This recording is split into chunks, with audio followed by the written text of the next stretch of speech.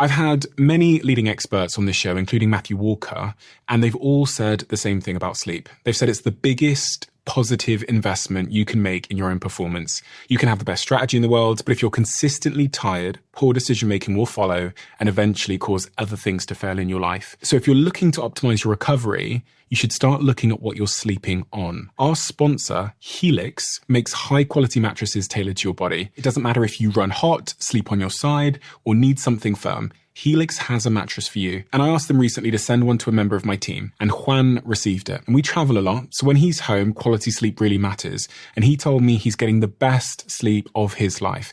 And the data backs it up, with 82% of people in a Helix study saying they saw an increase in their deep sleep. And with a 120-night trial, you've got 4 months to prove it to yourself. You can get 27% off at helixsleep.com/diary. That's helixsleep.com/diary. I remember writing Hold Back the River and everybody at the label jumping for joy and thinking that they had a hit on their hands. James Bond!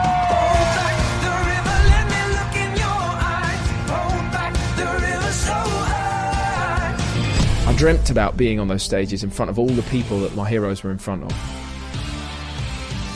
I remember this burning desire. I was dead certain that I wanted it more than everyone.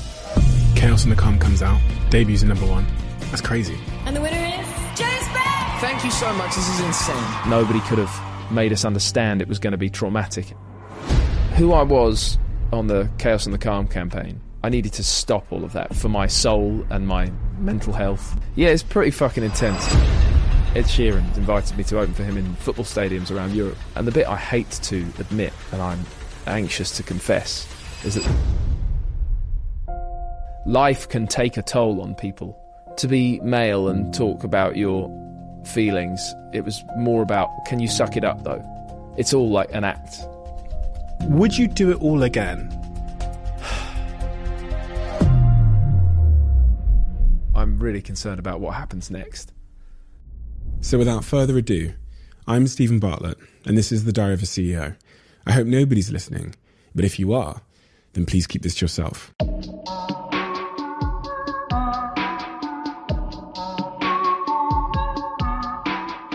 James, so you're a 90s baby? Yeah, 1990. Same as me, 1992. Okay. What about those early years defined you? Ooh. And the person you would go on to be? When you look back at the dots and say, well, that, and that is the reason I am who I am. What are those first dots? I grew up in a kind of commuter belt town called Hitchin in Hertfordshire, which is about an hour outside of the centre of London. I hated going into London. It's horrible, busy, noisy, smelly, awful. The quiet calm of my little hometown was perfect. It was safe, pretty much safe. I'm the youngest of me and my brother, and then there's my parents, my mum and my dad, and we don't have I only have one cousin who was born 10 years after I was born. So we were a small family. It wasn't a big crowd. It wasn't the sort of noisy experience growing up. In that respect, my parents are pretty fiery people, and they're kind of party animals in a way. They're very social. They're very loud and kind of excitable. So I feel that was going on sort of all the time. They had people around all the time, and they kind of, I suppose, inspired me and my brother to sort of be okay in all sorts of social situations. And I think all kids, myself included, go through moments of shyness and moments where they're a little more outgoing, then maybe a little more shy again, then outgoing again. I remember most vividly the sort of shyer times, and I stood behind my older brother, who would lead 9 out of 10 times into any situation with other kids or whatever. So I felt I was a more timid person, gentle, compared to my parents and my brother, who were more just louder. Were your parents affectionate? In a kind of, I want to say like wartime way, stiff upper lip kind of way. My dad was older than other dads, still a great dad, but he was 42 when I was born. He's nearly 75. And he comes from like very, well, his parents were, you know, his dad was flying fighter planes in the Second World War. Most of my friends' parents, like there's another generation usually involved, whereas for me it was my dad's dad who was doing that. So my parents come from this. You've asked if they were affectionate. They were affectionate in a sort of steely way. It wasn't sweet and sugary and cuddly, to be honest. For example, when I showed some vague interest in performing of any kind, my mum was less, oh, that's nice. She wasn't really, that wasn't her energy. Her energy was like, okay, if you're into it, do it, and do it like, mean it. Go on. Like it was with a bit of a smile. It wasn't like, it was encouraging, and I got on board with it. But ultimately it was like, if you're going to give it a shot, don't do it by half. Look at, and she'd name any one of my heroes, and or any one of her heroes musically. You know, my parents are big music fans. She'd say, look at what they give it. You've got to give it that. And without quite saying it, she was saying, you know, you have to be believable. It's all like an act. So affectionate. They were encouraging and they were excited by, for example, when I got into music and wanting to play an instrument and performing and all that, they were excited about it, I think. But they weren't like, if I wasn't into it, they weren't, you know, if the 1.5 times in the early days that I kind of went, oh, I don't know if I want to play guitar, actually. It's probably a bit hard. They weren't like, oh. And they weren't saying, try harder then. They were just like, all right, okay. What about your dad then, when he finds out that you want to be, you know, you might want to pursue that avenue? Well, one thing my dad and both my parents said a lot about and kind of required of me was that I would do something to earn some money. And actually, go back to, I was 12 or 13 when they first said, pocket money's done. And I think I know a lot of kids who were getting that till sort of 16 at the time. Some of them longer. Because there was various kids whose parents they didn't need their kids to get a job. They just wanted their kids to be kids and have a nice time. And I guess it's not that my parents didn't want me to have a nice time, but from like 12 years old, they were like, there are jobs you can get. There's a paper route. There's this, there's that. And there was my dad, who had loved music and going to see music live since he was, you know, much younger, since way before me and my brother came along. He was definitely like, there's a job at the market. Like, so-and-so's kid is working down at the market. Go and ask him how he got the job. Try and get the other shift. And I did. I got that shift. My brother got that one of the shifts as well. And at 13, in January, at 4 a.m, I was on my bike on the way to the market in the dark, shivering my nuts off. I remember the like anxiety dreams that I would have before getting up for that. Because as a teenager, I just wanted to be asleep for hours and hours and hours. And you're supposed to, like, we know more about that now. It's like really good for teenagers to get as much sleep as they can. Kids of any age, but teenagers apparently, very important. My dad didn't know any of that, not interested. You know, if James wants to buy guitar strings because he's snapping them off his guitar off the time, then I can't. He's like, I can't keep paying for that, which I respect. I didn't at the time. My dad and my mum, but also because my dad had jobs as a kid, you know, helping someone at a corner shop or something. He like heartily believed in that and was trying to instill that in us from clearly, you know, very early on, because whatever our hobby might have been, he's like, I don't want to have to fund it. And I understand that. We don't come from money. You know, we don't. My mum was sometimes working and sometimes not because, you know, she was being a stay-at-home mum half the time. But my dad was you know, bringing in the big bit that paid for the family to sort of exist. Yeah, so he was he believed as long as we could sort of fund the things that we wanted to do, more or less, then they were doable.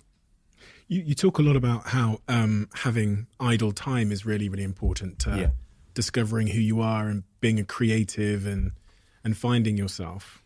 It's actually a concept that I've not really heard before talked about from my guests, is the importance of just having a window of time. And I imagine even today, when it comes to creativity, that's maybe a big part of your creative process. Can you talk to me about that early age then, how idle time helped you to become who you are? Almost against the odds, basically. It helped me become who I am today, and it helped feed my creative everything. What do I mean by that? My mum's the type of person who, so when I was a kid in the house, if I was having some idle time, another way to say that is if I wasn't doing anything, middle of the afternoon, she'd be on me straight away. Or my brother, what are you doing? You can't do nothing. You could tidy your room. You could come and clean this thing for me. You could go out the back garden and do this thing for me, or you could do that. What do you mean you're doing nothing? That's a vivid memory. And it's not unfair. I respect it in certain ways, but I know at this point, someone who's sort of professionally kind of creative and, wound up in a position where I can sort of call that my job, that it's very important to be staring out the window. There was some quote, I can't remember who said it, and somebody told me it the other day, and I haven't got any sort of reference names for you, sorry, but a guy said... Just say it was Einstein. Einstein, perfect. Einstein's wife said to him, "What are you doing?" He was looking out the window. He said, "I'm working." And that was it. And it's perfect for a creative, that, because it's bang on. If I'm staring out the window into space, as the rest of us might say, then it just looks like I'm staring into space. But I'm probably having an idea for a song or a lyric or working something over in my head. I find it hard to say that stuff to you or anybody without worrying that I sound pretentious or like a bit of a dick. But I know that's the experience. When I was a kid, thinking about something I wanted to draw, whatever it may have been, and having some of this idle time, like I say, my mum was on me, no, that's not okay. So maybe that's why I'm sort of concerned even now that I look like a pretentious idiot. No, I have to say I completely agree, and it's logically it makes a ton of sense that you have to clear the mind to allow new ideas to arrive, and that every person that works in a business will know the best ideas don't come from a boardroom. They don't come when you're trying to think of them. They come when you go for a walk or you're in the shower. Yeah. All these places where you have that space. Yeah. So it makes perfect sense. I remember that David Gilmour in Pink Floyd said, every time I sit down, guitar in hand, to write a song in that really creative mood, I want to write a song, and I'm going to, and it's going to be great. Nothing comes. And it is generally that way. So it's quickly, a long time ago, it quickly made me understand and sort of cherish the opportunity to sit around with the tools nearby and just exist and think and dream and play, by which I mean play guitar, play music, but just play. Creatives and just people generally, I think, have a lot of guilt associated with just sitting around, but it seems to be so incredibly imperative to creation. It's a huge, huge part of it. It's probably 95% of the reason why it ever works, if it ever works. 95% of it is about having, not watching a clock, there not being any sort of consequence. And I put hundreds of consequences on myself. We all do. But as soon as you do those things, the quality starts to sort of lessen. So yeah, it didn't help, that experience when I was a kid, of my mum sort of going, no. Keep yourself busy. Yeah, if you're not, it was almost, if I don't see you kind of playing and getting something from the playing, then you're not spending your time. You could be helping me. You could be doing this. You could be doing that. Is there some homework you haven't done? And yeah, there probably was hundreds of bits of homework I hadn't done, but I was already so into trying to write a song or get better at playing the guitar or being creative in some other way that, of course, I was pushing the homework under the rug. But that, unfortunately, that even that small sort of pressure that I felt then has ended up as like so many, like you say, you've met so many creative people who feel that sort of guilt. it has heightened the sense of guilt. So it's a strange one to juggle. And I find myself fighting against it. And that's really inconvenient to what I'm trying to do as a passion and actually for a living suddenly. What insecurities did you have at that young age? I spend a lot of time talking about all of mine, but no, man. Ask someone about theirs. Insecurities. I had an insecurity. So in school, in like primary school, as a young kid, I was a fast runner. I was good at drawing and painting. I had a selection of things that I was good at, and like the talk in the classroom was that I was the best at running. I was one of the best at football. I was the best at drawing. And I'm not fully sure how, but that started quickly to really matter to me, to the point that as far as, what insecurities did I have? I think back about the worries that I had about, well, what if one day I'm not the fastest? And what if somebody draws something better than me? And I hate to admit that. And I don't know why I felt those things. But I had an ambition and a drive that wanted to be really, really good at these things. And as a kid, I wanted to sort of be able to feel like I was the best at them. Why? Do you know why? I don't know. Well, I know it's dangerous territory is what I wanted to say. I know now as an adult that that's dangerous territory because there's enjoying things and being really good at them. And then there's a difference between that and whatever somebody decides is the best. Why? One theory as to why, one of my theories, I suppose, just as I think about it now, is that I could maybe then I could validate idle time.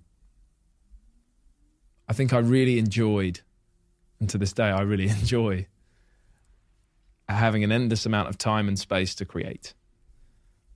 And I'll throw that thing about being the fastest runner sort of off the table for a minute because it doesn't really sort of relate to the context of the other things I loved then that have sort of fed through into my life now. Why did I worry about that stuff?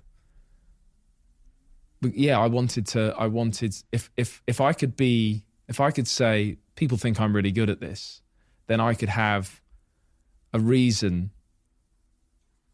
for why I should be allowed any amount of time to focus on them.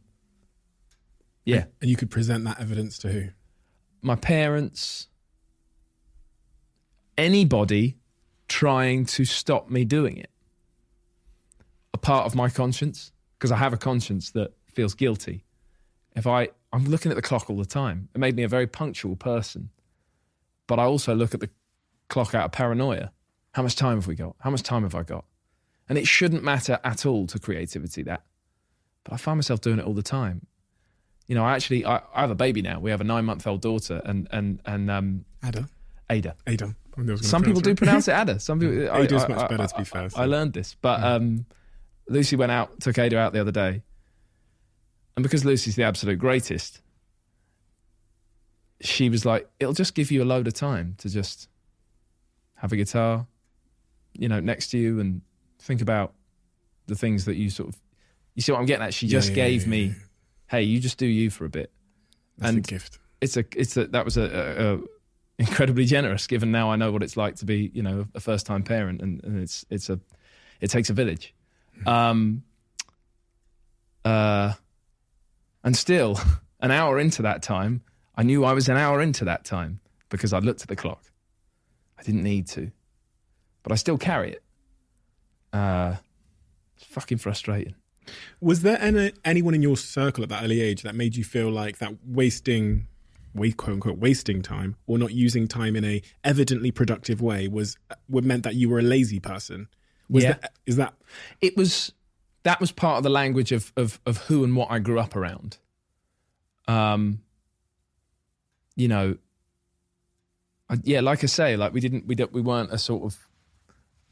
we weren't like a particularly wealthy family. Neither were any of the sort of friends that my family had, or everyone was somewhere between working class and sort of just about middle class. But I felt a lot of penny pinching all the time, partly probably because of what my parents come from, so how they operate. So, and it felt like middle class came like later in life. I think my parents are there now, but like that's slightly sort of besides the point. What I mean is, time was precious, and you had to the language around idle time was, don't waste it. Before anybody had thought about what anybody was doing with idle time, they were already being told not to waste it. That was in my wider circle as a kid, around, my family and my family friends and friends of friends. That was the energy. So there was like a pressure, and there was, of course, a narrative that said, oh, he just sits around all the time, he's so lazy. Not directly to me necessarily, but if anybody was doing any sitting around of any kind for any prolonged amount of time, lazy guy. So it was a negative thing. And I felt a pressure and a sort of self-conscious need to stay away from that. While all the while, I absolutely kind of craved it for being a creative kid who wanted to draw and paint and explore music. Did you get the impression that people in your family and close to you had high hopes for your future? I do think that they thought I really wanted the kind of things I've achieved. I do think that they believed I wanted this stuff. And I think they saw that in my how I went about my days. I remember a friend of mine who's still such a good friend of mine, Matt. We learned to play guitar together. Me and Tom, who I mentioned, who plays bass in my band, and Matt and my brother Alex and I, we were all playing guitars at the same time, learning to do this, that, and the other. And me and Matt, we were doing our GCSEs, and we were in like a biology class. We had the same science class, and we were talking. And Matt is a brilliant, beautiful soul who is he's a total party animal, but he's wonderfully sort of earnest in his own way as well. And we were sharing the pressures of what we're supposed to do after our GCSEs, after our A-levels. Are we going to do uni? Oh my God, who are we going to be? What are we going to do? And he said, man, one thing's for sure, I don't think you'll ever have an office job. And I knew how he meant it, and I really appreciated it, and I've never forgotten it. And I think I've brought it back to him. I've brought it up with him again since. And in a strange way, it felt like he was a guy, you asked what my parents would say. Well, he was someone who was very close to me at the time as well, who I felt believed in me. What's funny is he was one of 10 of us who were all starting to play the guitar at the same time. We all looked at Jimi Hendrix or the Red Hot Chili Peppers or any of our rock heroes in the same way, and we wanted it. We wanted that. Because you do when you're 14. Yeah, I want to do that. And I remember this burning desire. And I can't tell you even to this day whether it was the same or less or more than any of the other guys. But in the moment, I was dead certain that I wanted it more than everyone. And I did sit with my parents some nights with some music on the TV or on the radio or coming off the record player, and almost get emotional about how badly I wanted to do that kind of thing, make that kind of sound. Like when I grow up was the sort of thing I was saying. And they didn't take the piss out of me. They were very straight-faced about it. I think it excited them. And obviously they had no idea if it was actually going to happen. But they did encourage it. So my very long-winded answer to your question, if you called them up, is, yeah, I think they would have believed or hoped that I'd have sort of got close. Maybe even half as close as I've come. Yeah. And off you go to study music, right, in Brighton. Mm-hmm. It's really a wonderful thing to hear that one of the real sort of catalyst moments in your early career was just a clip of some punter in a pub recording you singing. Yeah, that ended up on YouTube. And I will say it was at a time when there were YouTube sensations popping into the charts, getting signed by big record labels. Very exciting, because they got 500,000 views overnight. They put the video up at 7 p.m. and by 7 a.m. it had 1 million views, had 2 million views.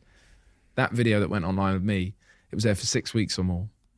25 views, maybe 26 views. And I hadn't thought about it. I met the guy because he filmed me and he said, I'll put it online. You know, he'll do like a little sort of filter on it, little edit. Thanks, man. Great. I'm just glad you like my song. And I didn't hear about it until this record label found it with its 25 views. And they called up my manager. I had a manager at the time. Still the same manager I got today. Called him up and said, we love this. We'd love to meet you, meet James.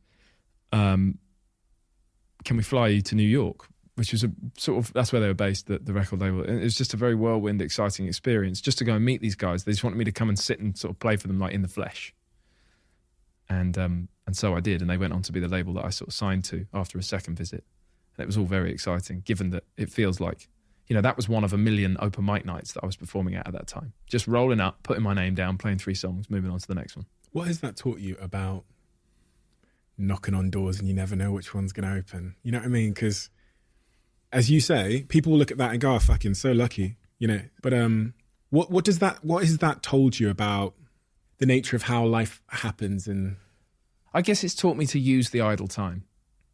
My idle time in those years was long, empty evenings that I filled with finding open mic nights to hone my craft. It sounds a bit pretentious again, but it's exactly what I was doing. It's exactly what I was doing, and it's exactly what I'm doing at every gig I do today. The only difference is that there seems to be some people today who are actually there to see me, and they've done a bit of homework. They say they like my songs, and that's so flattering. But every single show I do to this day, I just want to be a bit better. I just want to deliver a slightly more effortless every time, more effortless, hopefully more moving and enjoyable experience for the people standing in front of me. Back then, it was 7 or 8, maybe 11 or 12 people smattered around a bar, privately trying to have a drink, probably after work, trying to catch up. And I'm in the corner, barking. And they don't know who I am, and they haven't paid to see me or anything. And I want their attention. And I don't just want their attention. I want the thing that I've written to be good enough to effortlessly turn their head. That's how it has to go. And I had a lot of time to fill with those trials. It was all trials. It's all training.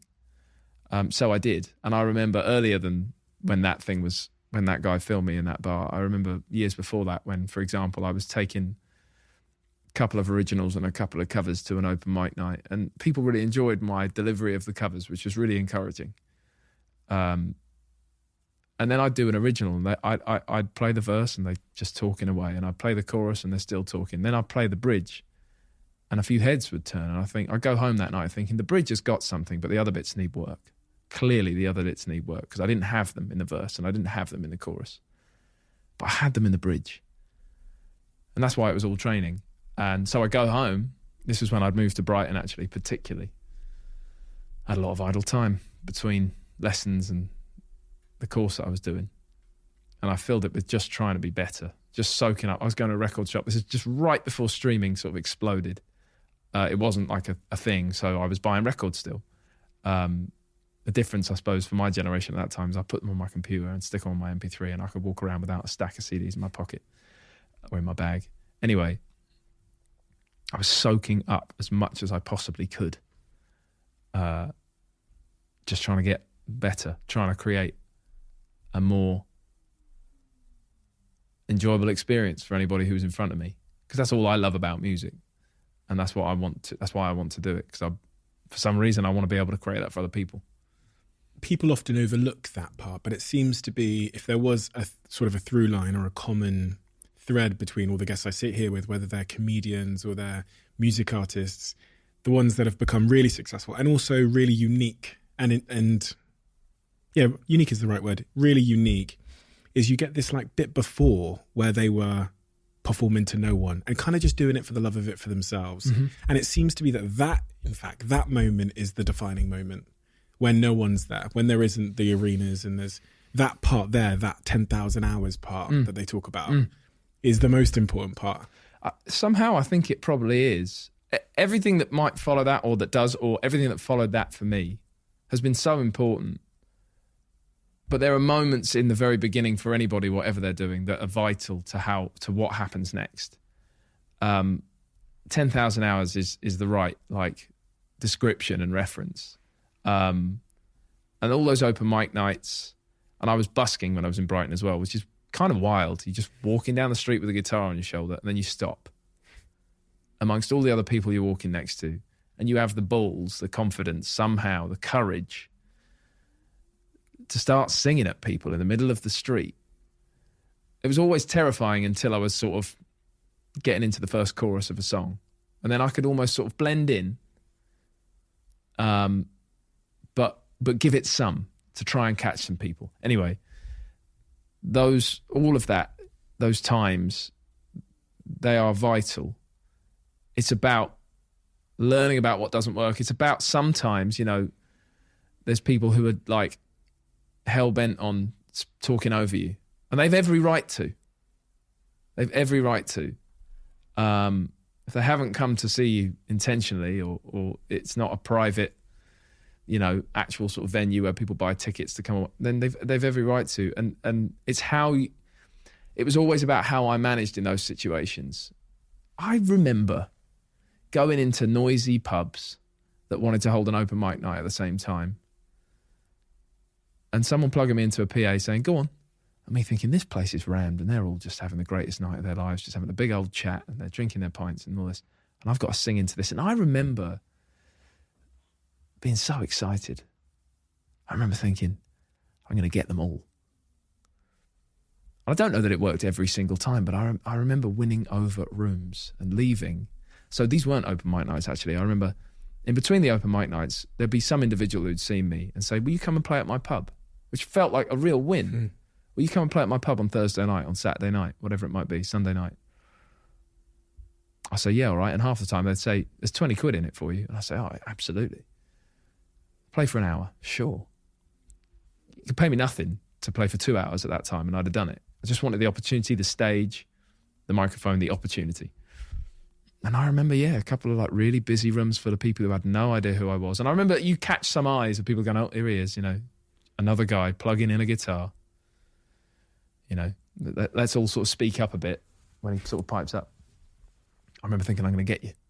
It's interesting. One of the really interesting things I was just thinking about as you were explaining that story is how the environment in which you started your career, in those pubs, noisy pubs, trying to, get people's attention, you described it as actually changing the music. You would go home and say, okay, the chorus held them, but this part didn't. Yeah. So the environment actually changed the creative, because you realised that attention, you learned very early that attention is the thing. We'll all listen to a good song.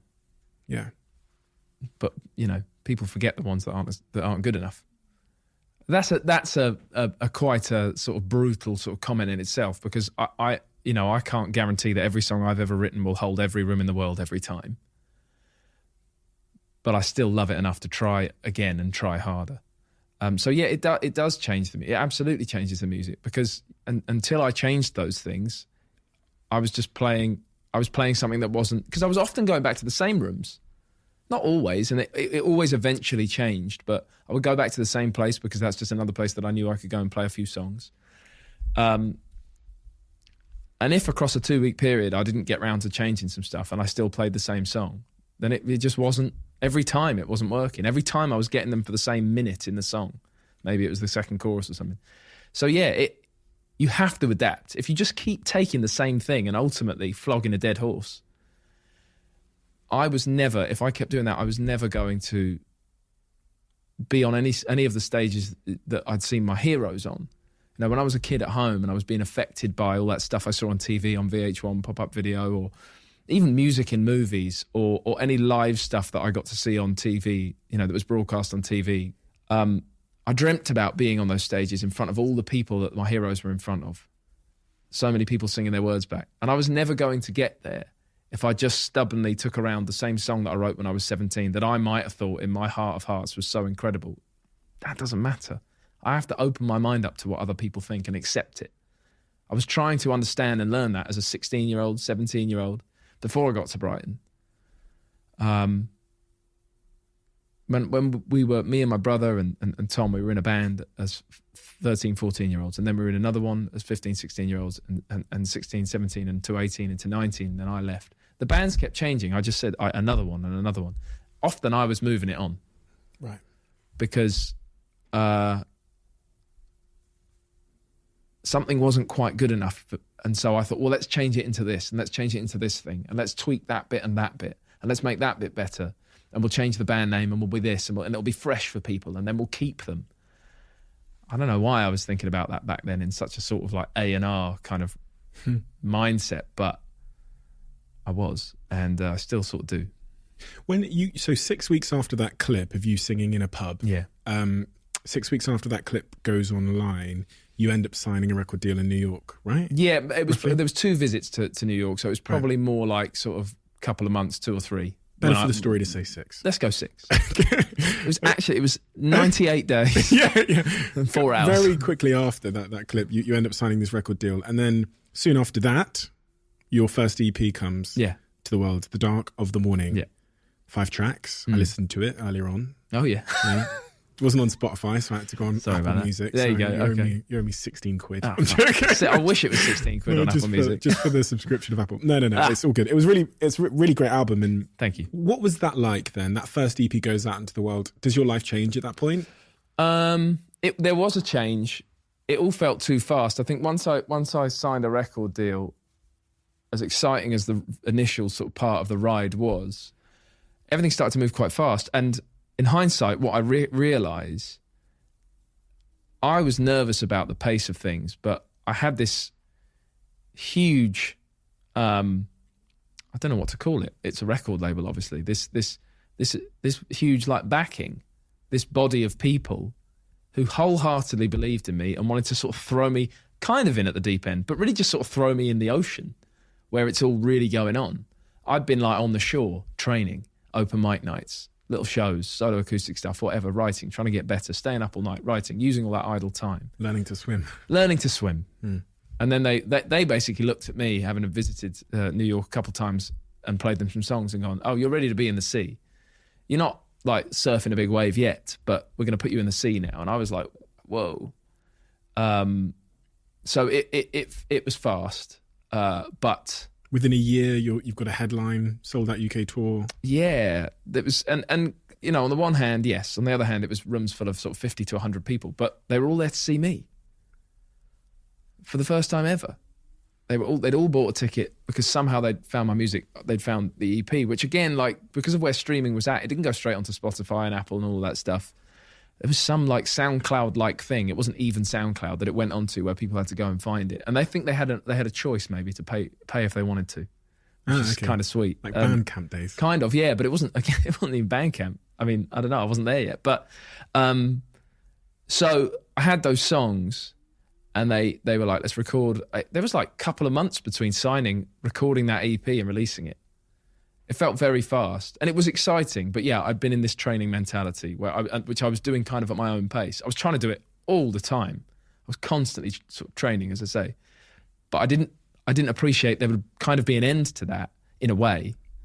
In another respect, I'm sort of still training. But at that time, with what was going on, it was like, no, we're going to step up a gear now. And there's a few more people involved and they're going to push you onto bigger stages, literally and metaphorically. So... I didn't feel fully ready for it, and I'm kind of glad. I don't think you're supposed to ever be completely ready for any of these things. Things move even faster from then on, right? Because your second EP comes out, Let It Go, and then your album comes out in the same year. The album was March 2015. Okay, the EP was it says same 6 months. It was just 2014 into 2015, and Let It Go had come out towards the end of the summer before, and then the album in 2015, and. I remember Let It Go as a song. I loved the song. I've never known really, I can't write a song and say, that's a hit, guys. That's just not, I don't do that. I've tried, but it's not really sort of my calling to be able to do that. I write the songs, and I remember writing Hold Back the River, and everybody at the label and my managers and everyone sort of jumping for joy and thinking that they had a hit on their hands, which is very exciting to be a part of. And I think at the time I thought, really? How do you know that? And then they did their thing. They went to work and they got that song around the world. And I got that song around the world, I suppose, as well. And it kind of took off. But Let It Go was an interesting moment because I remember doing lots of different festivals in America and all around the world. I remember there's a festival called Outside Lands, which is in San Francisco or near San Francisco. And I got on stage in this sort of valley type shaped bit of land throughout this sort of outdoors festival, because there were sort of banks of grass at the sides. Quite a big stage, and it felt like quite a lot of people, sort of 3,000-4,000 people. I was like, wow, this is exciting. And they all sang the words to Let It Go. Every single word, but particularly the choruses. And we filmed it as well on my phone or whatever. And it was amazing. And I came off stage and the promoter said, I hadn't met him. I was like one of the newer artists on the festival. He said, that was incredible. He said, you were in front of 20,000 people there. I was like, no way. I said, they were all singing the words. He said, yeah, 20,000 people singing the words. He said, we'll have you back. I said, thanks. And I sort of went on my way. But that was a real moment where everyone recognised that there was Hold Back the River and there was Let It Go as well. And Let It Go might be able to carry this album as well. So that was Things Move Faster again. I remember actually, as far as Things Moving Fast, we got on a plane after that show in San Francisco at that festival. We flew down to LA. We crossed the airport. We got on a plane to Australia. We flew for 15 hours. We did a show in Sydney. And then we got on a plane and we flew back to LA and carried on the tour. So we went to Sydney to do a show we went to Sydney for about barely 36 hours. 30 of them were on a plane. Where's the idle time? The idle time on a plane is like not what it's all sort of cracked up to be. You can't get your guitar out and start writing. So I guess it's like emergency rest time in a way. To try and get your head down on a plane, which is, as we all know, kind of tough. But idle time starts to sort of disappear a little bit. And it felt like writing a song in a hotel room on tour felt like such a heavy cliche to me that I was never very good at that either. I've got better at it now. But we had a lot of time in hotels and I was crap at using that idle time to write more songs. What did you feel like throughout that process? So you put the album out in 2015. It was right. So 2015 put the album out. That is a smash hit. Let It Go is one of my favourite songs. And it's so funny because when I listen to that song, it takes me back to so many times in my life. Yeah. So many times in my life. I was listening to it before and I almost start to feel the feelings of like the relationship heartbreak that I was going through when I was that age. And funny, man. Bro, I played that song all the time. I'm glad all the you time. like it. Thank you. It's funny how music has that power of just sending you back to... For what it's worth, just as a sort of maybe an interesting little sort of side fact, I recorded that album at the end of 2013 and at the beginning of 2014. I took 2 stints. And it came out in 2015. But I finished recording in January 2014. September 2020 was the first time I listened to it after I finished recording it. Wow. I played those songs so much and I had the time of my life, but like I didn't, it's going to have something to do with the bit of perfectionist in me, and we all have a bit of that, but like so much sort of pressure and hype felt heaped onto that first release for me, that first big album release, that I couldn't listen to it. And I still don't really. I mean, I suppose typically I don't spend my time listening to my music once it's out. I have to do so much listening as we're finishing the productions and the mixing. And then once it's out, it's less for me. It's so much for the fans. But the frenzy around that music on the first album, in a ways, and I don't resent anything or anyone here, but it stopped me listening to it. I was playing those songs every day somewhere in the world, live. And I didn't feel a need or a desire to listen to it at all. So it was interesting 6-7 years later listening sort of for the first time, and for the first time listening and go, this is decent, this is okay. Work harder though, keep trying. That's really the other voice that sort of rings in my ears. Chaos and the Calm comes out, debuts in #1. That's crazy. Yeah, wow, the things that sort of does to you emotionally and psychologically, and that it's a little bit of a trauma in its way. Actually, I was this, not to sort of drop names. That's not really my style, but I was at a show, a great artist called Maggie Rogers, who is just fantastic. I know Maggie, and I'm a big fan at the same time. And I was watching this show with Sam Smith and Niall from One Direction. 3 of us are watching the show in LA, and it's like her debut album show, and she's had a really great reception, particularly in America, but in various corners of the world as well. And it's a party. It's like a big event. It's really fun, and that she's playing a great show. And Sam said,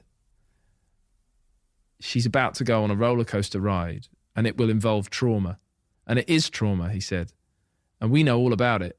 Each one of us three, he was talking to me and Niall, he said, we know what that's like. And he said, we know that nothing could have prepared us for it, and that nobody could have made us understand it was going to be traumatic in a way beforehand. And we see it now with Maggie, and we're fans of hers, and we're so excited, and you can't communicate that to someone. And because I use the word trauma, it's good and bad. And again, I wouldn't change a thing, and I don't think Sam would, or Niall, or Maggie. I don't think any of them would change a thing about their ascents that they went through.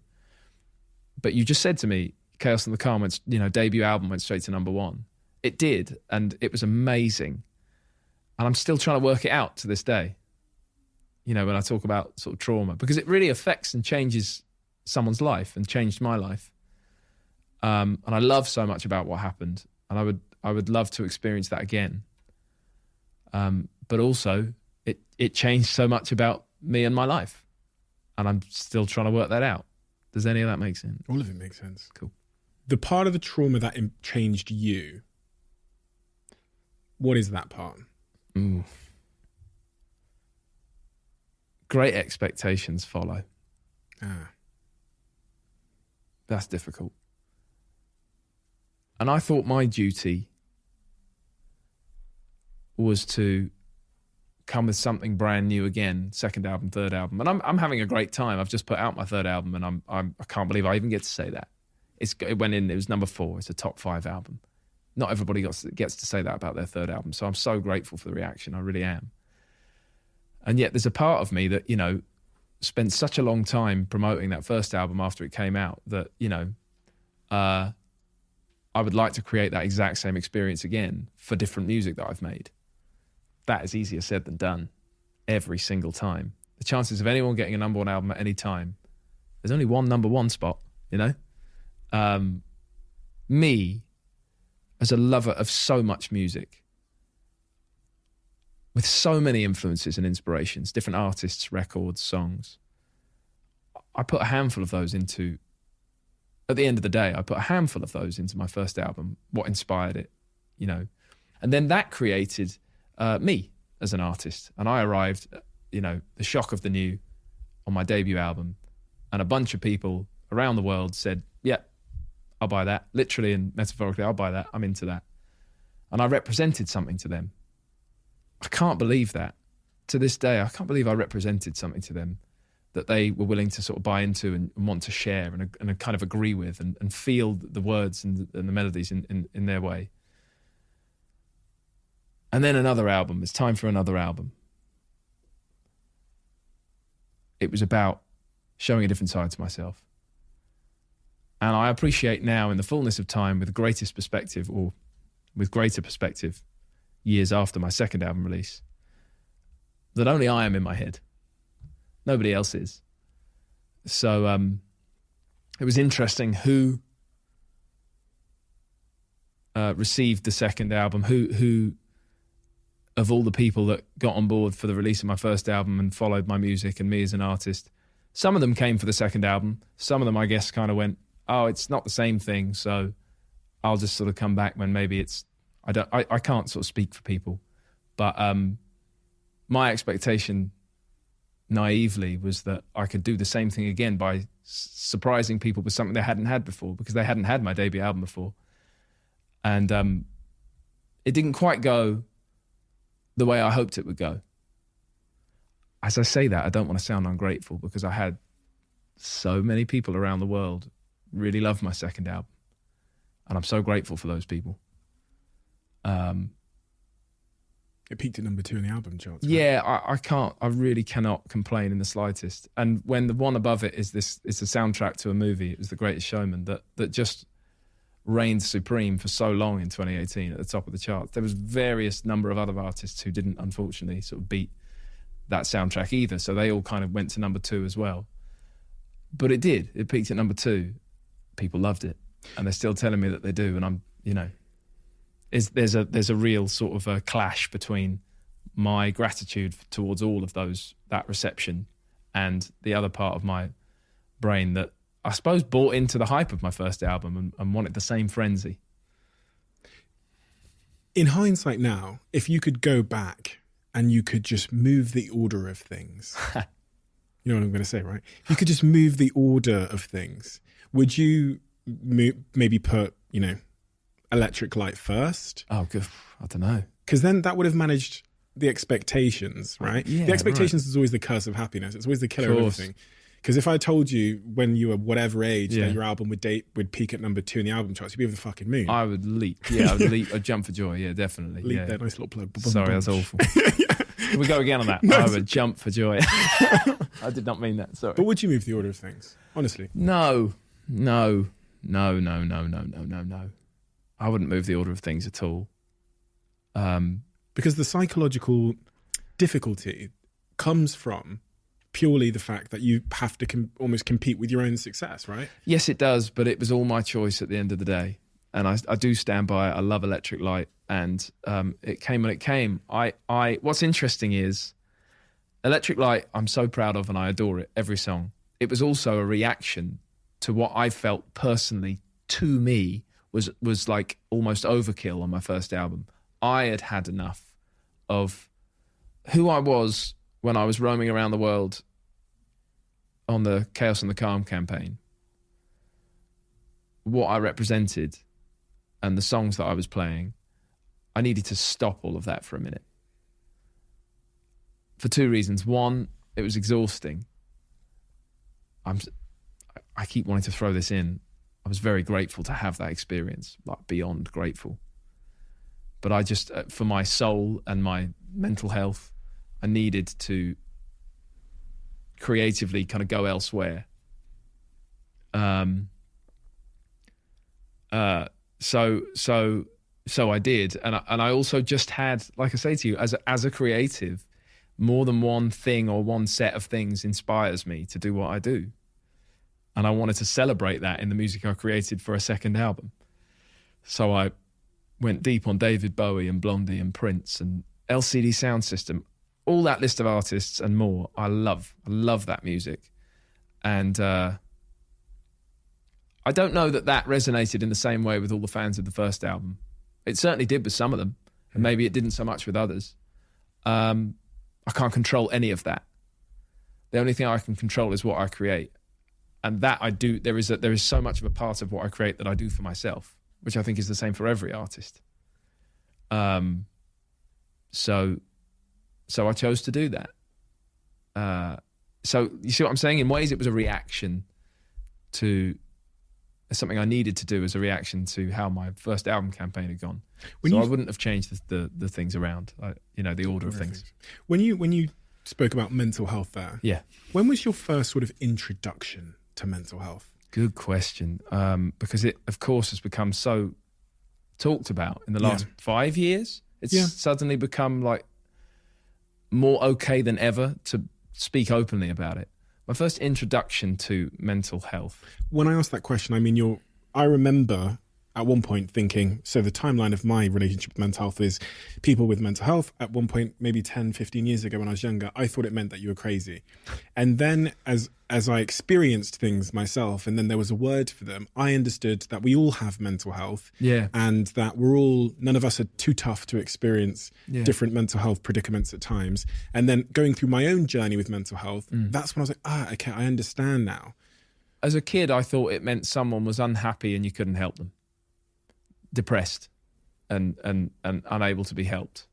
And as I grew up, I remember struggling with, as a teenager, to be male and talk about your feelings should never be the sort of first choice. I remember feeling like it was more about, can you suck it up though? Is that your dad talking? My dad has been on his own journey with mental health. Previous to me even being born, he had some struggles, and he did talk to some professionals about it, and I really respect that. So actually, it wasn't my dad talking. It's funny though. He comes from those kind of attitudes. Both my parents come from those kind of attitudes. you know, it's that stiff upper lip thing again. That kind of brush it all under the rug thing again. I come from that. You know, difficult things, we don't talk about them then. Or we shout about them. No in between. And I didn't want the chaos of the shouting as a kid and as a teenager. I never wanted that. It was always too much to deal with. So I joined the sort of brush it under the rug brigade. And so it took me until I was into my 20s. It took me until I was touring extensively and relentlessly. So really only 5, 6, maybe 7 years ago, for me to sort of finally understand that life can take a toll on people when it's relentless, when work is relentless, or when anything in life is sort of relentless and weighing down or bearing heavy. It can take a toll, and it's okay to talk about that, to try and relieve some pressure and some strain and some stress. That came as a result of various individuals that I was touring with or that I knew doing their own touring, needing to stop for a bit, maybe speak to a therapist to help them, and that it was okay. So it only came in the last sort of few years for me. Reading back through your story, 2019 was a bit of a mixture. That's when you did the tour with Ed Sheeran. And I was reading about almost this conflict that you're undergoing, which is I need to show up and perform and be who I have this responsibility to be, but also this other conflict of like, you just weren't feeling good. Yeah. I sort of have encountered various sort of people, fans, or not, or people I work with, or people interviewing me or whatever, who, and this is ultimately like really quite flattering. They think I'm, you know, I don't know how to put it other than like bigger than I feel I am as an artist. I don't know if I agree with them. And so I felt like an imposter syndrome essentially in that time. On the one hand, I'm being, you know, it's really disproportionate and probably unhealthy when I think, okay, Ed Sheeran has invited me to open for him in football stadiums around Europe for 3 months. There's 80,000 people every night. Wow. And the bit I hate to admit, and I'm anxious to confess, is that there's a voice in my head saying, why aren't you doing the stadiums? You call myself all sorts of names. Why isn't it your show? Come on. I feel ridiculous saying that. I also just feel it's a little embarrassing because I'm doing good. And I don't want to sort of get ahead of my station, or I don't want to seem like big-headed, but I tell you, I am very ambitious and driven. Everybody is, I understand that, and I am in my way. And so I do want those kind of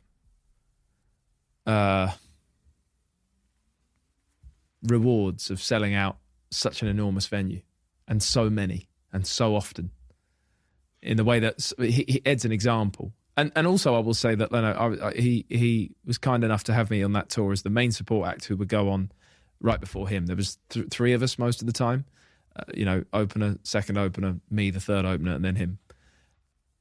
And it was pretty wonderful and exciting to find that in almost every stadium it was a third of that crowd, which rounds out at approximately 20 or 30,000 people, singing all the words to my songs, which was just... Again, I was very thankful in that moment that he brought me in front of such big crowds, because it was exciting to see that my music was still reaching, and it stopped my ambitions and my drive feeling silly. The bit I was a little bit confused about there is you're saying you felt like an imposter in those moments, but the voice is saying, so I would expect the voice in your head to be saying, why are you here? But the voice in your head is saying, why aren't you at the top of the bill? Why isn't it your show? Why don't you have your own stadium show, or, you know, even a, you know, arena show or whatever it may be? Why are your crowds not bigger yet, James? Gosh, that's such an insidious thought, isn't it? Because if you're James Bay big and you still have that voice whispering about that, fuck me. Yeah, it's pretty fucking intense, and I appreciate that. Like, it's probably a bit cruel. Cruel is a good word. It's just it's a standard issue, I suppose. It's a sort of, it's a standards issue. It's I'm holding myself to a standard that might be unrealistic, but then I'm so driven and I feel so driven and ambitious to achieve those kinds of things that I can't shake that voice. Where's that voice coming from? Deep inside. Deep inside, because it's sort of a voice I recognise from various chapters of my life. It's, on the one hand, I was too sort of timid and uninterested in drinking and partying as a teenager to sort of go out and get amongst it. On the other hand, that voice was talking to me back then, saying, don't waste your time doing that, James. Get better at songwriting. Get better at singing. Get better at playing guitar. Get to the point where it's you're able to confidently play well and make it look effortless. Get to that point, and then maybe we can have a night off.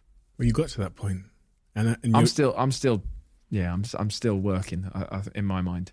Is there not a bit of a fear in terms of, listen, if I'm playing in a big arena, there's 20,000 people, they're all singing the words back to me, and I still have that voice whispering inside my head saying, this is not enough, or you've not achieved enough, then that voice will always be there regardless of the height or how high up the ladder you are. I think so. I think, therefore, trying to kind of come to terms with it is one of my big exercises at the moment. Because it's holding your happiness hostage, right? Kind of. Yes. And I know that it's winding up my managers, for example, who I have a very close and long-standing relationship with, people I cherish. And they're saying, James, like, mate, you've got to sort of rein that in. You've got to try and find a way to rein that in because it's okay. More okay than I'm able to realise half the time. So, and I don't want to jeopardise my relationship with them or all sorts of people. I'm working out, therefore, that I can potentially control some of the unhappiness and make my life better and easier as a result. I'm just trying to tame the various voices. What do those voices say today? They say, some of them say, well, it's very nice to be here. You've been invited to talk on this podcast that's had so many exciting guests. Some of those voices say, yeah, they had someone pull out, so they've got you last minute because there was someone exciting who clearly, you're a backup. You're just a backup. You're just somebody who they thought, oh, all right, I guess there's a voice that's quite extensive in those kind of details and sort of takes me apart a little bit. So it's versions of that one voice, and it's versions of that other voice that are speaking often in my head, and that's what they're saying. All of these voices, they have adverse consequences. Some of those consequences are positive. In the light of the world, they turn into drive and motivation or perfectionism, right, which end up producing really wonderful art. Obviously, some of the consequences of those voices can be very, personally, as it relates to your happiness, detrimental. Right. Talk to me first about, because I want to talk about the positives that those voices have, the manifestation on that side. But talk to me about the negative, detrimental impact of having those voices. The longer I sort of exist with these voices, the negative ones, the more they can have an effect, unfortunately, a negative effect. The more that they can sort of, they can stop me going out into the world and doing certain things. The more they can get into my head and sort of inhibit my ability to sort of speak to you in a free-flowing way, for example, or go to a party I've been invited to by an artist I might know, or by somebody whose work I might admire. I'm being sort of hypothetical in that respect, but it could very much sort of that could be a reality. And the benefits of coming and speaking to you, and the benefits of going to some party or whatever, are just that those are the things that colour life, and that's just a good thing. But sometimes the voices get so loud that I don't go and do these things, and my life remains kind of grey, just personally and privately. And that's not helpful to when I get that idle time back in the moments that I do. Because all the things that colour life feed wonderfully in most of my experience into that idle time, whether I do create something or not. So they are an obstacle. They are a barrier, those negative voices. And I'm trying to grow and get better at sort of managing them and dealing with them and understanding that no voices, no narratives kind of go away entirely, happy or sad. They don't. 2019 was a difficult year. And I've learned since then, through various types of therapy, one of those is songwriting for me. Another one is typical sort of therapy as we know it, speaking to somebody. I've learned a little bit more about sort of being able to quiet the negative voices or control them a little bit. You can never do any one of these things 100%. I'm learning. And there's a part of my mind that wants 100%. Yeah. Here, there, everywhere. I want 100% be the headliner at this thing. I want 100% be able to stop those voices so that they never come back. And I'm just still sort of trying to learn that there's no 100% anything anywhere. Everything is a gentle sort of balance. That's a really liberating thought, though, because there's so many people that are still struggling with things after many decades and that will beat themselves up because it's still there. Yeah. And I actually had this conversation this weekend. Yeah. It was on Saturday morning with my girlfriend where I said, one of the things I've come to learn from doing this podcast and just my own sort of early traumas is that we shouldn't hold ourselves to the standard of completely ridding ourselves of our trauma or insecurities. It's really about diminishing the power they have over you to the point that your decision-making can be made through another set of stories. Yes. So like with relationships, I had a lot of traumas. So I still have those and I still think to some degree a relationship is prison, maybe 40% now. It's still there. But the 60% is like, you're being an idiot, fucking get on with it. And it's 60 rather than less, so it makes the decision. But so yeah, perspective, trying to sort of gather a better and a broader perspective on your present circumstance or whatever, or me on my present sort of circumstance, trying to sort of get the full context certainly helps the negative voices quieten down a little bit. In 2019, you said you described it as feeling like you were drowning. Yeah, and that was definitely had a lot to do with the negative voices and feeling like they were all getting way too loud and way too much and way too overpowering, and it could feel at times like I was sort of drowning in those. And there was such a stark contrast between the walking on stage with the big sort of smile and the grand gestures and the performance, because that's a real spike in the day.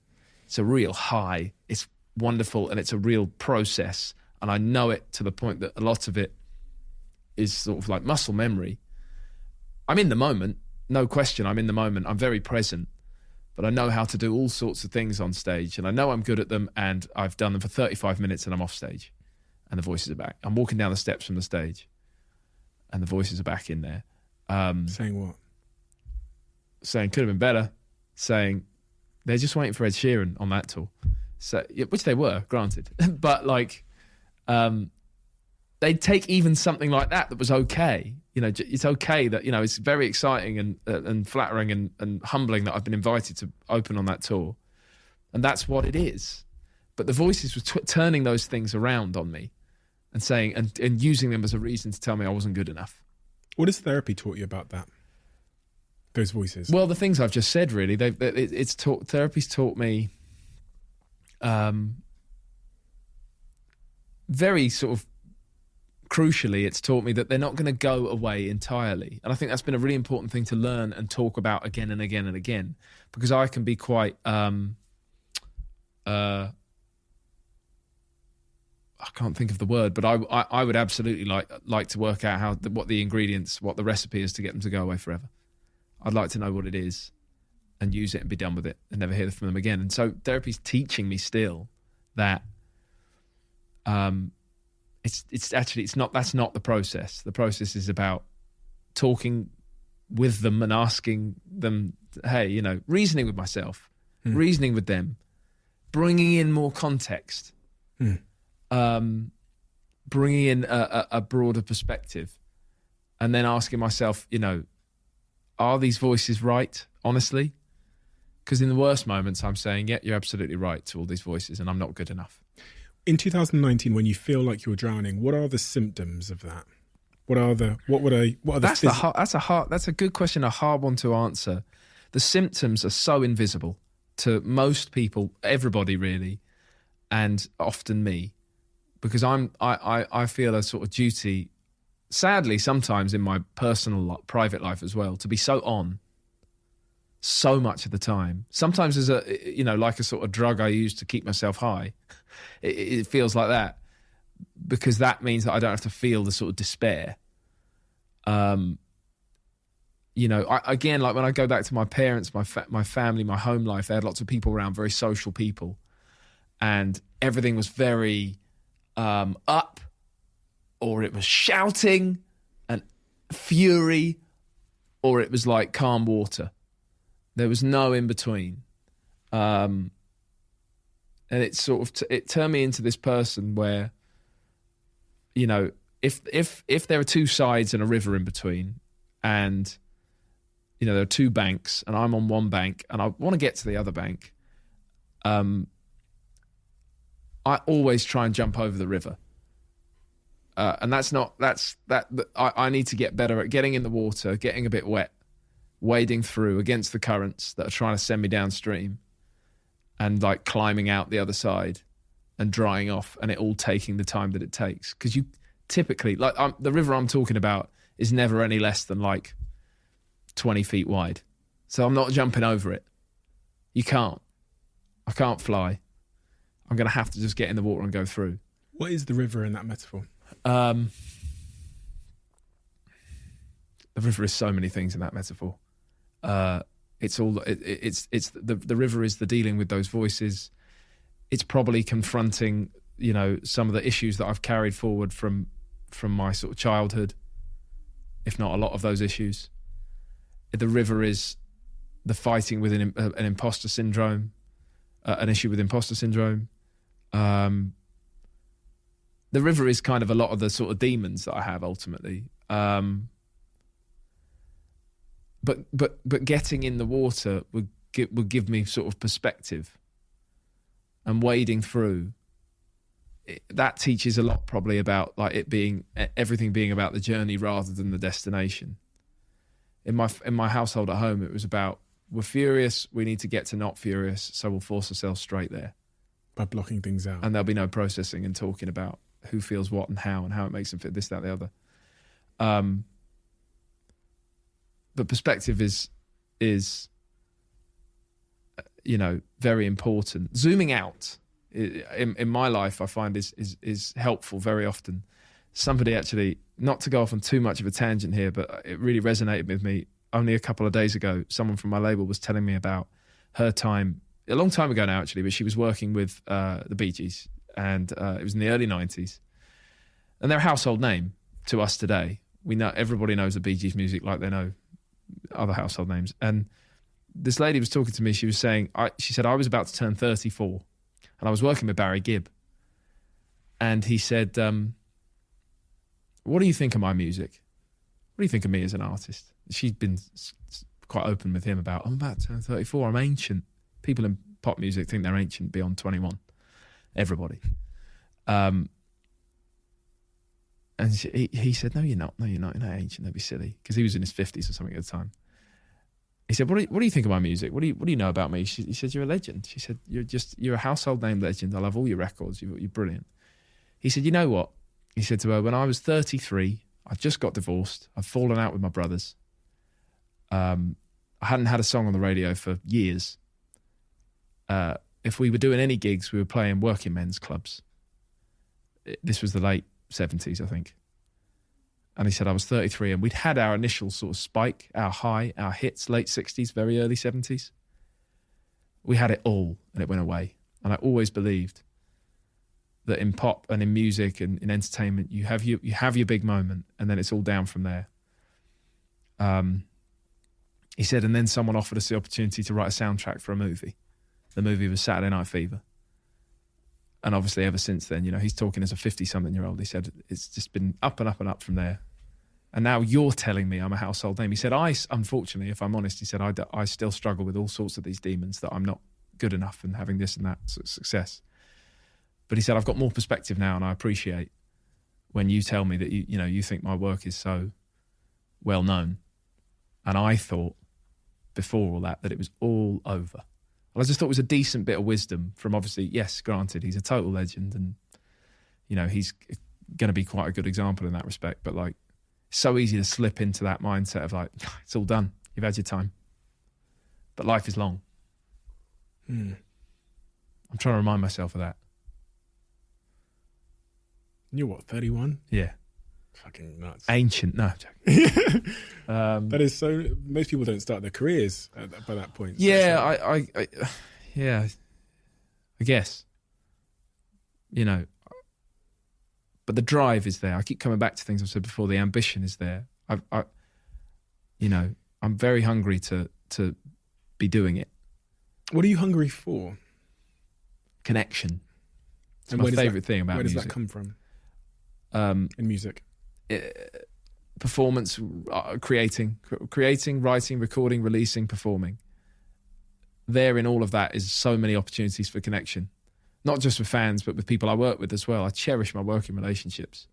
I don't love lots of people coming in and out of my sort of work circle. I like to grow with people. Is there this weird paradox of the thing you're chasing in terms of like, that peak again? You talked about this like big moment that you stood there and you watched this young artist who is going to go through it. But at the same time, knowing that there comes the real cost with that. Because I sometimes, when I speak to musicians, I have that a lot where they're like, I think I'm thinking of Craig David, who I think he had his number one album at 18. Quite honestly says, I'm looking for that moment again, but it was also pretty much the worst moment of my life. It's funny, man. Yeah, and it does come back to that when I referenced Trauma and Maggie's concert and Sam, what he was saying. And it's funny how that works. But we see there are some real 1 in a millioners who might have 2, 3, 4 consecutive peaks. And everybody else looks at that. And even the people who go through that look at it as like, but something could be better. It's funny how I can't explain that, and I suffer from it like so many people do. But if nothing else, it's because I really care about and love what I do, and I really want to be in it. I really want to be kind of on the pitch. I've slipped into a football analogy. But for good reasons, or for like slightly toxic, insidious, like... Because I love the game. For good reasons. Are you sure? Yeah. Are you sure it's good reasons? All? Yeah. I'm talking about the accolades here, though, because number one is just a comparative measure. So, and actually, I'm the same. I'm playing devil's advocate for the sake of conversation. No, that's fair. And number one is just a comparative measure. There's nothing inherently special about it, other than you were better than someone else. I can't on that. Just quickly on that, I can't tell you how many times people I work with have sort of like, and me as well. We've gone, wow, a Grammy would be great, wouldn't it? Yeah. That would be awesome. And we've also said like 5 would be awesome, and we all know that 10 would be incredible. And just off the top of my head, a household name legend called David Bowie got one, I think, posthumous Grammy Award for a music video. And the Grammy Award one for the music video is just as valid as the rest of them, but it's a little further down the list. The big record of the year, artist of the year, all those ones are the most exciting ones, apparently. And he didn't suffer, it seems, for that one music video Grammy Award. And there's a handful of my other absolute favourite artists of all time who are recognised all around the world, who haven't got near to certain award ceremonies or whatever, and it just couldn't matter. So, but I suppose my point is that I've found it unfortunately easy to get wrapped up in the hype of those things. I hate to confess that, but part of my working through it all is getting it out into the open so I can hear it sort of with my own ears as well. Because music is not those things. It's so much more than that. And that's why I fell in love with it as a small child, in a way that I feel is the same as I love it now. I love it just as much. I'm just as blown away by great music as I was when I don't even know how young. Let's talk about your new music, Sure. your new album. You know, yeah, we can do that. I struggle talking about my stuff. But let's talk about it. Why do you struggle talking about it? Your body language has shifted somewhat. Yeah, because I feel like a salesman. Oh, right. That's fine. No, also, the other reason, I feel like a salesman sometimes, but also the other reason is that, like, these songs, that they mean a lot to me. I write about things that mean a lot in my life. There's been a degree of sort of vulnerability that I've sort of gone to in the writing of these songs for this new album, Leap, that I don't feel I had been able to tap into before and reach. So this is why I asked you the question about your affectionate parents. Right. Because you've clearly been on that journey of learning how to be a different type of vulnerable. As you talk about it, like the thank you, I love you vulnerable. Yeah. Yeah. Which Yes. That's why I was searching for, when I asked that question at the start, whether you had a lot of I love you thank yous at home. I'm just remembering that whatever I said was sort of, we just laughed because it was so fucking stunted. Whatever I said. Go on, sorry, carry on. No, that's the point. That's why I asked the question, because you've been on that journey of trying to be a different type of vulnerable. Yes. And that's becoming more evident. Yeah. You're feeling it does in this new music. 100%. I'm really glad that you feel that, because I'm trying to access that for all the reasons that you're sort of circling around, actually. Yes. That optimism as well comes through in a big way. Well, and when you talk about, I'm trying to access a different kind of affection, I am, and I had said to you, I am trying to access that, and I had said to you that I felt like I have grown up to be a different kind of affectionate than the people I grew up around, my immediate family. I'm not afraid to say that, because I don't criticize them for how they were affectionate. It was different. And as a result, and I've talked about it, and I will talk about it now, like in the writing of this album, it's taken me going into a new depth of vulnerability to find ways to say in songs these things, I love you, these things like I need you, these things like thank you.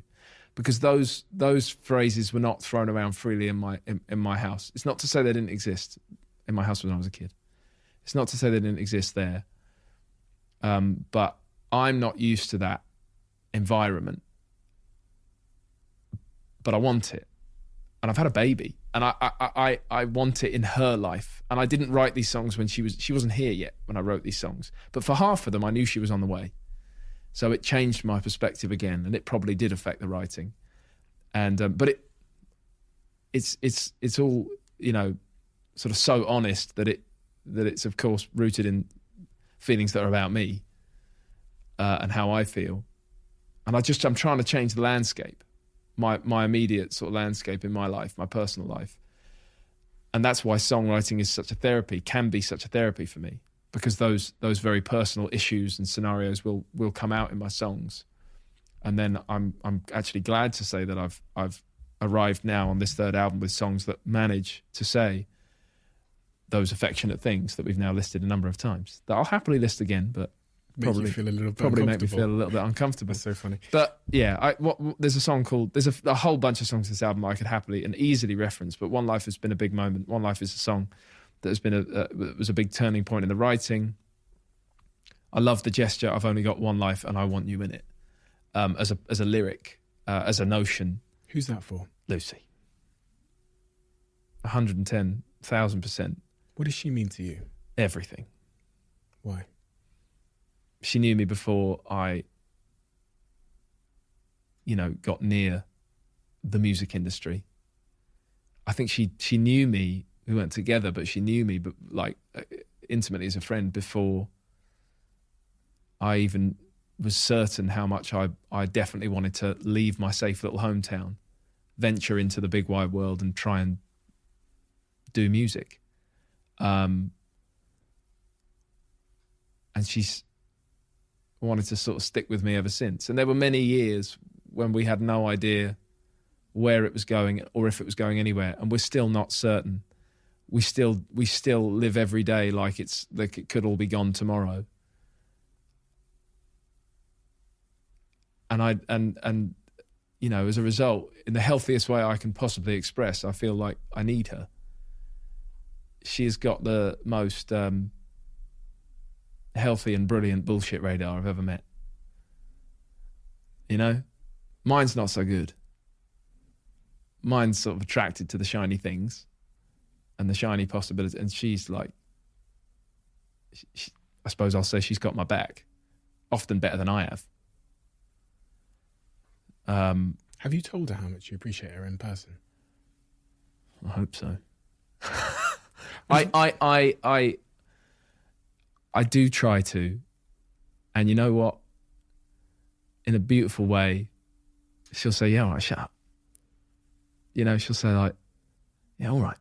She will give me the time of day, but she's steely, and I love that. And she's driven, and she's ambitious for me, for us, for her, for our family. But I do tell her. I do talk to her about it.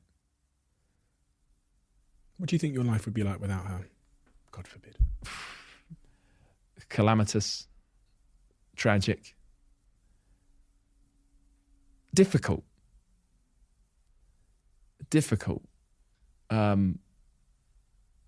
She sort of helps tame my kind of wild emotions. She absolutely she knows them so well, and I mean, I think it's important to say, like, and I do the same for her. She knows how to let them kind of run wild and free, but she knows how to sort of sharpen my focus when I'm struggling to do it for myself. Yeah. She's quite vital. And I'm very okay with saying that. We've been on a journey, man. We really have. And I can't, we continue to get to be on one, and that's just so important to me. It's a beautiful balance. It's a beautiful balance. It's a beautiful thing to hear. I mean, you've known this person since you were, 17? I've known her since I was 15. 15? You got together when you were 17? Uh-huh. So you've been together somewhat 13, 14 years now? Yeah. That's one hell of an achievement. And especially because you often hear that those earlier relationships, when you really are changing and figuring out who you are the hardest to ever hold on to, because it's kind of like, the analogy I always think of is almost like two parallel lines, but at the start of our lives, these parallel lines are like, the variance in terms of the direction that they can go in is so far. You can become a completely different person in your 20s. Yes. And when you're 14, you don't know who the fuck you are. Yes. You're fitting in. And correct. So to survive all of those chapters, it's amazing. I can't explain it fully.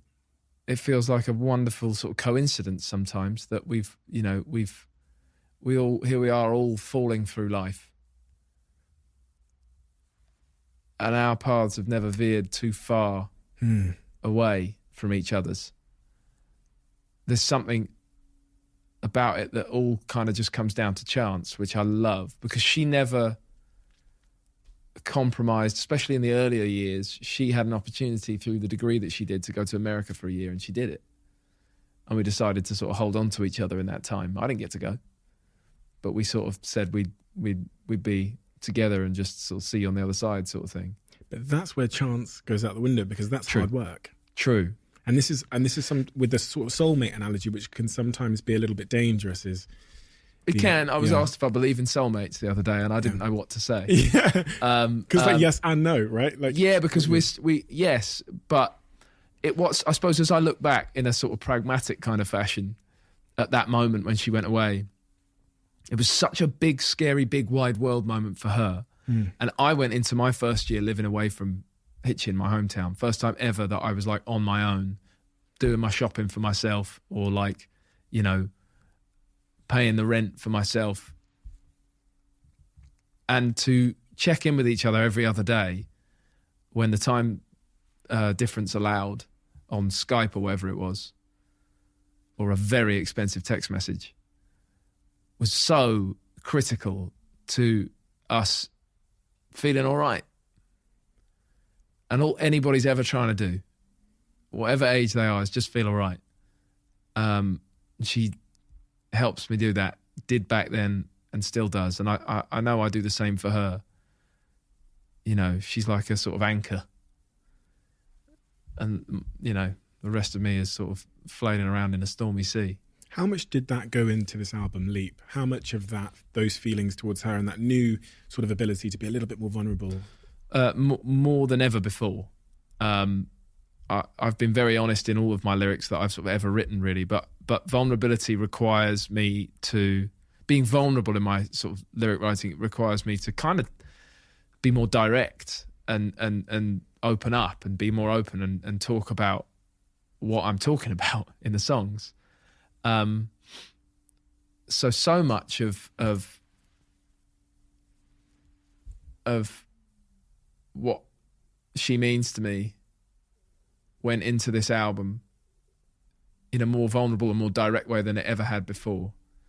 And we were actually at a point, I felt like it was overdue in a way, because our choice together has been, in the last nearly 10 years, where people have known about me in some capacity, in some public capacity, and I've you know, gone around the world and sold tickets to shows and released music and all of this stuff and been on TV a bit or whatever. Our choice together has been to keep our private life quite private. But then there was a moment where it felt like she didn't exist. And that was just awful. Mm. It felt like that we were living a lie.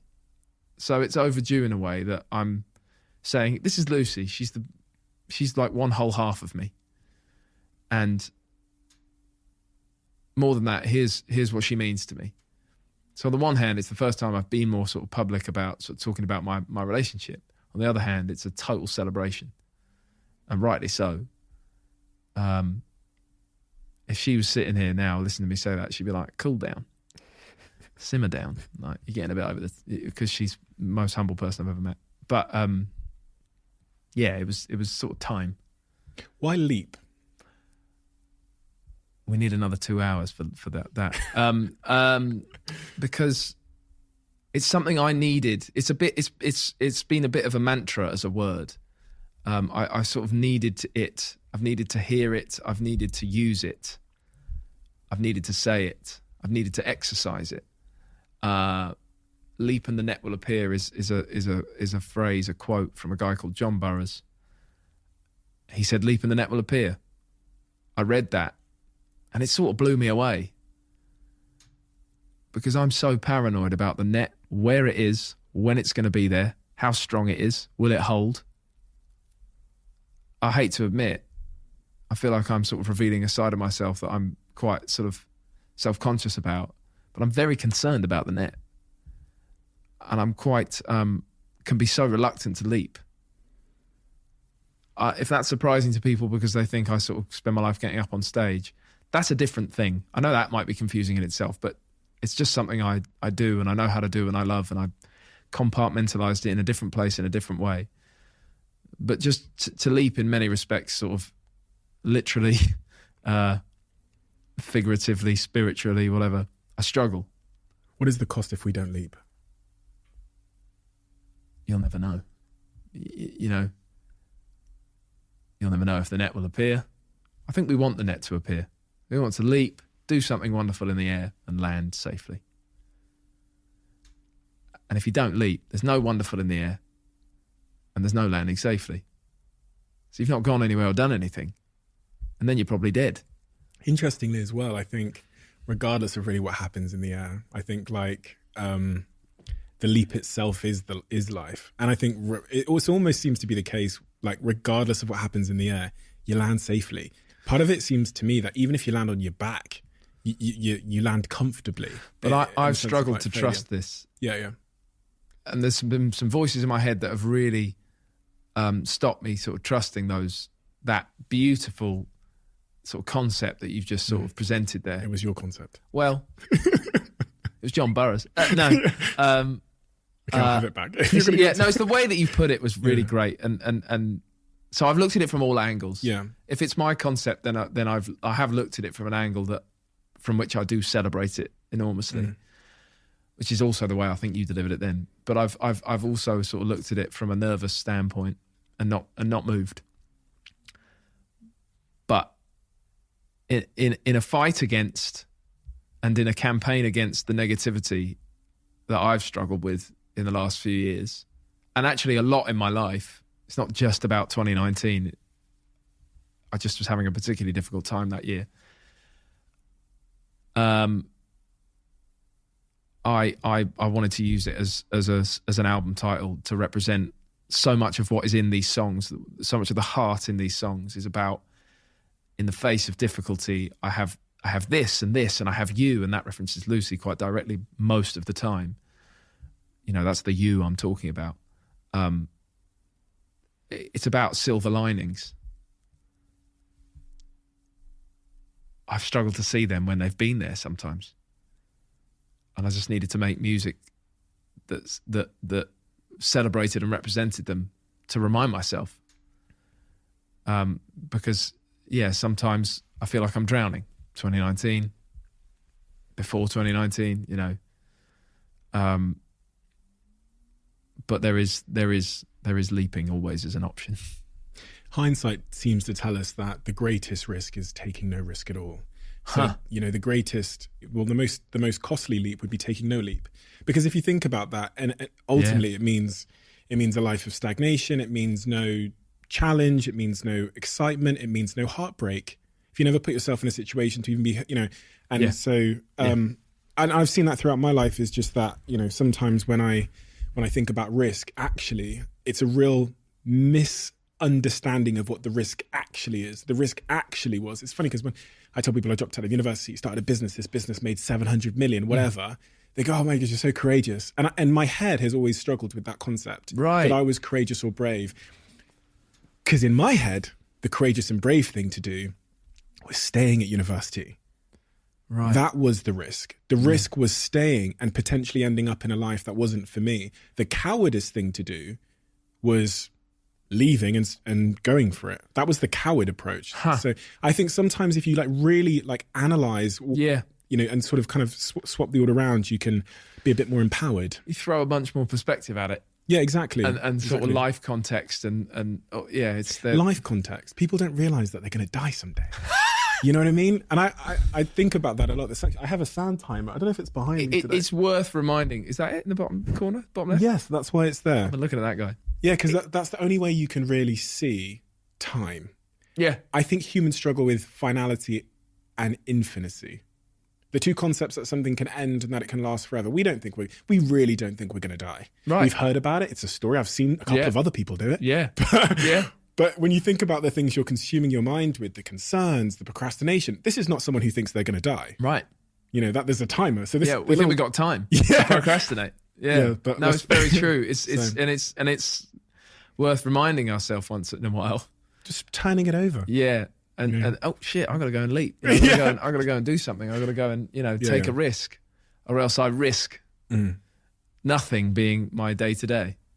Yeah, that's sort of dangerous, and I was just feeling quite sort of safe keeping my private life private but there was so much I had to say about it. I keep my private life private and my you know, trying to sort of say, you know what my public life is, people who are interested, and that's that.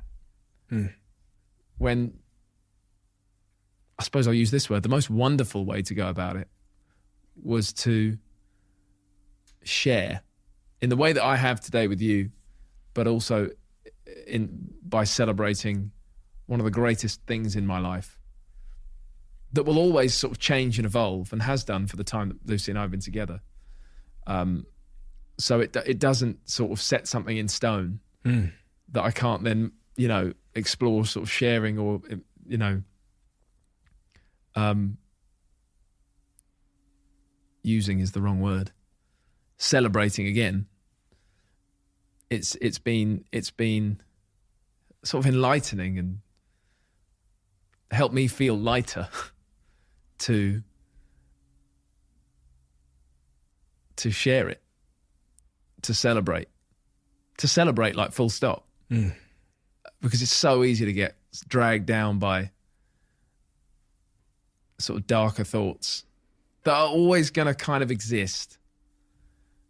Don't like forget the light on the horizon, the silver lining. That's there as well. Leonard Cohen, I'm not going to get it right, but he said something really great about like everything has cracks in it. That's how the light gets in. You know, he smashed that when he said that. Wish I'd said that. Same. Oh, this is an interesting one. Yeah. So our previous guest leaves a question for our next guest. Right. Go on. Okay, so the question they left for you, and I really want you to think about this because this is a really interesting one, is would you do it all again? Why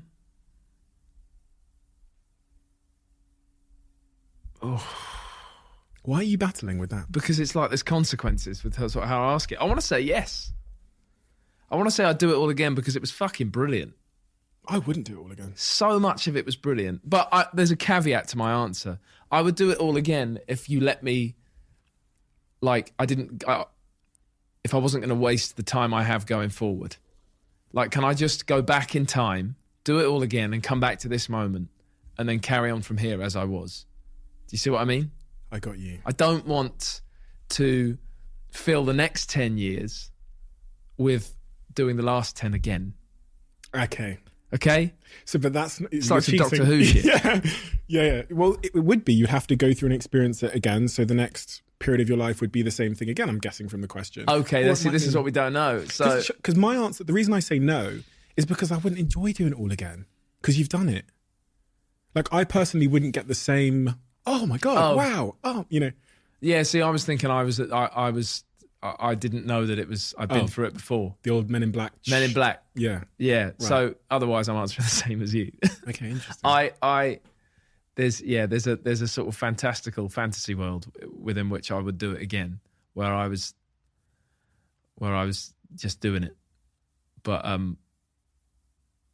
before I said that, I thought, well, no, I'm really excited about what happens next. What happens next? I don't know, and that's what keeps it exciting. That's also what makes me sort of, you know, fight with all these voices. But it's also what makes it exciting.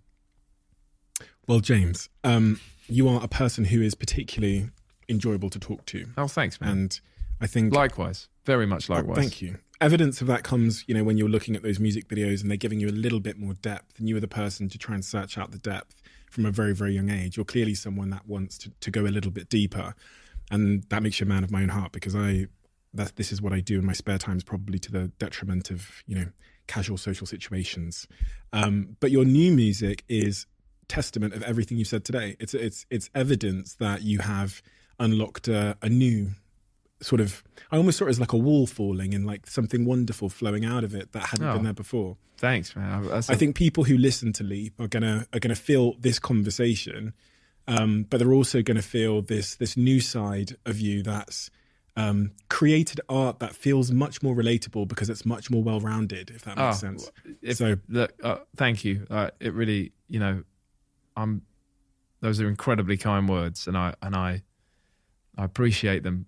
And I'm a bit blown away so that you feel that towards the music. So I'll hold on to that for sure. Thank you. Thank you.